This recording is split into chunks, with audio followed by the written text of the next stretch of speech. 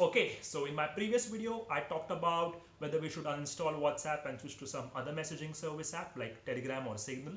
I got a few requests to make a detailed comparison video between all these three apps.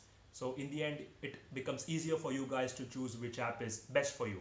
So yeah, in this video, I'll be talking about all the privacy features, security features, messaging features, which all these apps have to offer. And in the end, I'll let you know which app I feel, in my opinion, is the best for everyone.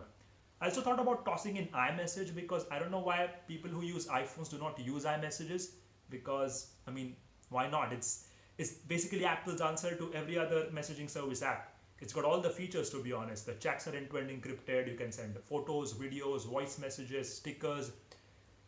It's a whole lot of thing going on if you are in the Apple ecosystem. And in my opinion, to be honest, I feel that if you use any Apple device, especially an iPhone, you should definitely think about using iMessage over WhatsApp.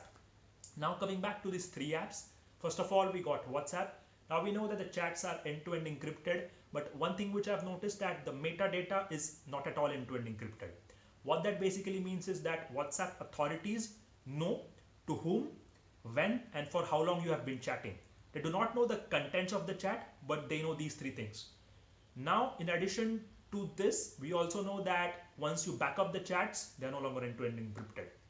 But in addition to this encryption, you also get features like disappearing message and two-factor authentication. So basically you can use your fingerprint or passcode or Face ID to open the WhatsApp app. In addition to this, you can add up to 256 people on a single WhatsApp group chat, and you can add up to 8 people if you are on a group WhatsApp video call.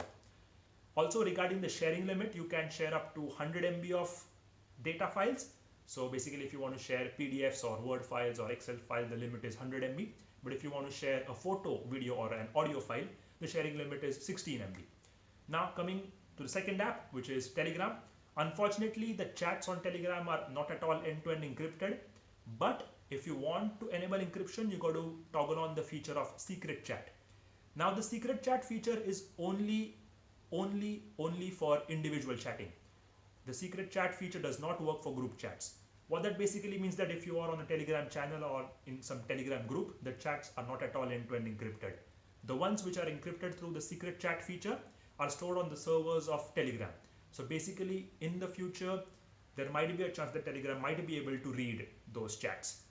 Other than that, you can add up to 200,000 people on a single Telegram group, and you can share up to 1.5 GB of data. So that's insane. Regarding some other features, Telegram has some group specific features like quizzes, polls, hashtags, which are only exclusive to Telegram and they are not available on WhatsApp or Signal.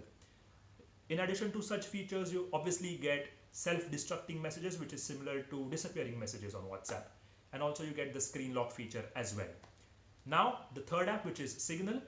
In my opinion, Signal is the most secure app because in addition to the normal messages, the normal chats, they're encrypted, but also the metadata is end-to-end encrypted. So basically Signal has an added advantage over WhatsApp in this special security and privacy thing. All the chats, all the messages, all the metadata, everything is end-to-end encrypted.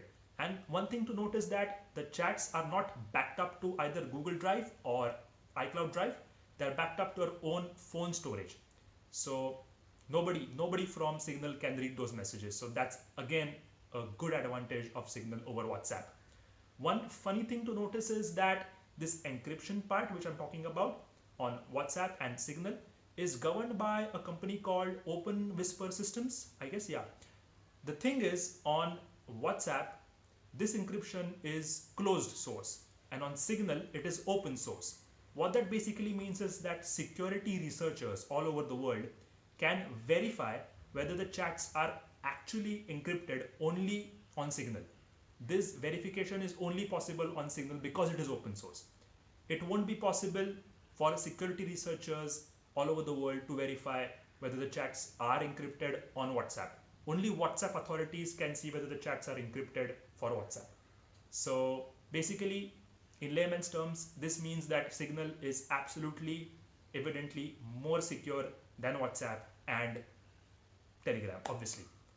In addition to this major security feature, 2-3 other features are exclusive to Signal. First thing is note to self. So basically for WhatsApp, if you want to send something to your own self, you first got to create a group, and then you got to remove the member, and then you keep on sending messages.